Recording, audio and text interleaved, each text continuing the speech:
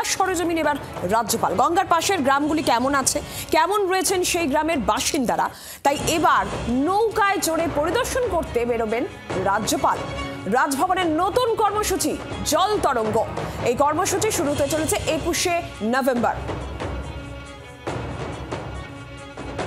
গঙ্গা সরেজমিন এবার রাজ্যপাল। গঙ্গার পাশের গ্রামগুলি কেমন আছে, সেখানকার বাসিন্দারা কেমন আছেন, এবার নৌকায় চড়ে পরিদর্শন করতে বেরোবেন রাজ্যপাল। নতুন কর্মসূচি রাজভবনের জল তরঙ্গ। কি রয়েছে এই কর্মসূচিতে, কি পরিকল্পনা, শ্রেয়সী গঙ্গোপাধ্যায় আরো বিস্তারিত জানাবেন। টেলিফোন লাইনে রয়েছেন প্রতিনিধি শ্রেয়সী। এই যে জল তরঙ্গ কর্মসূচি, নতুন রাজভবনের এই কর্মসূচি, ঠিক কি পরিকল্পনা রয়েছে এই কর্মসূচিতে? দেখো, আগামী 21 তারিখ থেকে এই নতুন কর্মসূচি শুরু করতে চলেছেন রাজ্যপাল।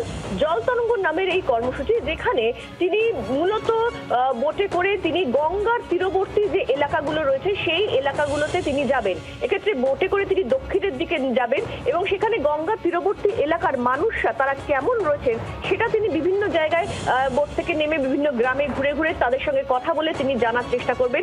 এবং এক্ষেত্রে সেখানকার মৎস্যজীবীদের জন্য কি কি ব্যবস্থা করা হয়েছে, সমস্ত সুযোগ সুবিধা তাদের রয়েছে কিনা, এই সামগ্রিক সমস্ত কিছু কিন্তু তিনি খতিয়ে দেখবেন।